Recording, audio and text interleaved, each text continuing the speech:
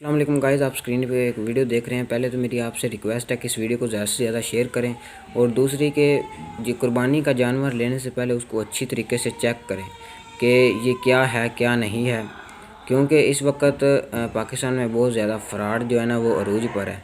ये आप स्क्रीन पे एक वीडियो देख सकते हैं जो कि जिन्होंने ये बेचा है उन्होंने ये थी तो बकरी, उन्होंने दुम्बे के ऊपर खाल चढ़ा कर अल्फ़ी के साथ और इनको ख़रीदने वालों को देकर चले गए हैं। और ख़रीदने वाले भी मुझे तो कोई पागल ही लगते थे कि उन्होंने अच्छे तरीके से चेक नहीं किया कि ये क्या सीन है, ये क्या माजरा है, हमें क्या चीज़ दे रहे हैं।